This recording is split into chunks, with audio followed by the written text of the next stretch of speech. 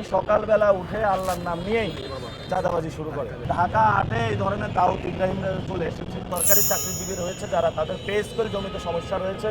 ইনশাল্লাহ আমরা ক্ষমতায় আসলে তাদের পে স্কেলের যে সমস্যা রয়েছে এটা সমাধান করবো ইনশাল্লাহ। এখানে অনেক আলেম ওলামা রয়েছে যাদের নির্যাতন করা হয়েছে, আমরা আলেমদের পক্ষে দাঁড়াবো। এবং বিশেষত ঢাকা আটে যে মার্কেটগুলো রয়েছে, মহিলাদের নামাজের জায়গা নাই, আমরা মহিলাদের নামাজের জায়গা ব্যবস্থা করতে পারবো, যাতে আমরা সুন্দর একটা পরিবেশের মধ্য দিয়ে আসতে পারি। এবং সর্বোপরি ঢাকা আটকে আমরা একটা নিরাপদ নগরী বানাবো, যাতে সবাই অ্যাজ এ সিটিজেন হিসাবে সুন্দরভাবে জীবনযাপন করতে পারে।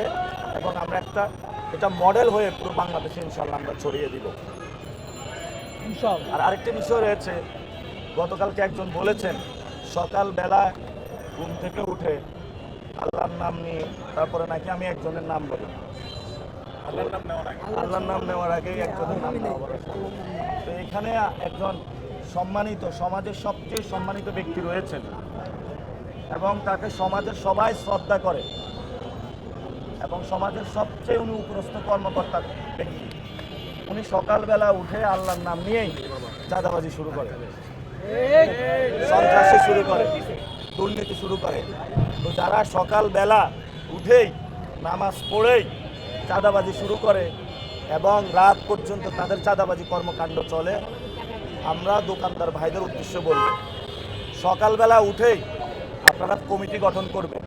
যখনই চাঁদা চাইতে আসবে এই সব লোকরা, তাদেরকে আপনারা ঠেকিয়ে দেবেন এবং চাঁদাবাজ মুক্ত এলাকা আমরা গঠন করবো ইনশাআল্লাহ। কারো প্রশ্ন থাকলে প্রশ্ন করতে পারে।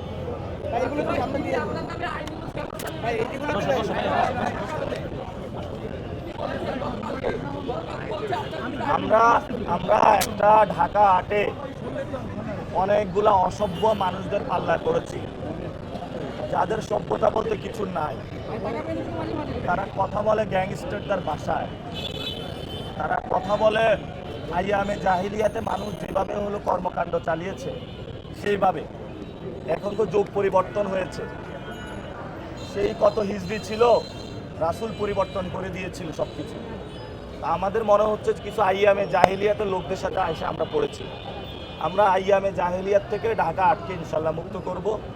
যারা এইসব অসভ্য আচরণ করছেন, বেয়াদবি করছেন মানুষের সাথে, জুনিয়রদেরকে ভালোবাসা দিতে, রেসপেক্ট দিতে শিখেন না, আমরা তাদেরকে বলবো নিজের ঘরে বাচ্চা ছেলে রয়েছে, তাকে তো সম্মান দেন, ভালোবাসা দেন।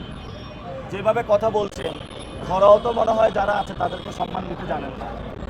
যদি ফ্যামিলিতে মানুষের আপব্রিঙ্গিং ভালো না হয়, যদি ফ্যামিলিতে সুশিক্ষা না হয়, ফ্যামিলিতে যদি সম্মান দিতে না জানে মানুষ, তখন বাহিরে এসে মানুষকে অসম্মানিত করার প্রচেষ্টা করা হয়।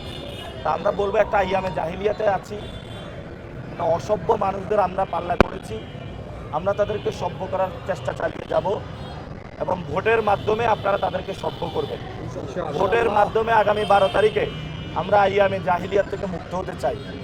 ভোটের মাধ্যমে আমরা যারা মানুষের সাথে বেয়াদবি করছে, সন্ত্রাসী আচরণ করছে, আমরা তাদের থেকে মুক্ত হতে চাই এবং ওনাদেরকে বলবো যে নামাজ পড়বেন, নামাজ পড়ে মসজিদে একটু বসে থাকবেন এবং আল্লাহর কাছে একটু প্রার্থনা করবেন, তওবা ইস্তিগফারুল্লাহ করবেন। যা করেছেন যথেষ্ট হয়েছে। আপনারা জানেন যে কিভাবে কমিশনার হয়েছিল, অস্ত্র তাক করে গুলি করতে যাইতে যাইতে কমিশনার হয়েছে, এটা পুরো সকল মানুষ জানে। নাম ছিল কি? আব্বাস উদ্দিন, হয়ে গেছে মির্জা আব্বাস। তা আমরা আগে শুনতাম তাহলে আব্বাস উদ্দিন ওরফে মির্জা আব্বাস।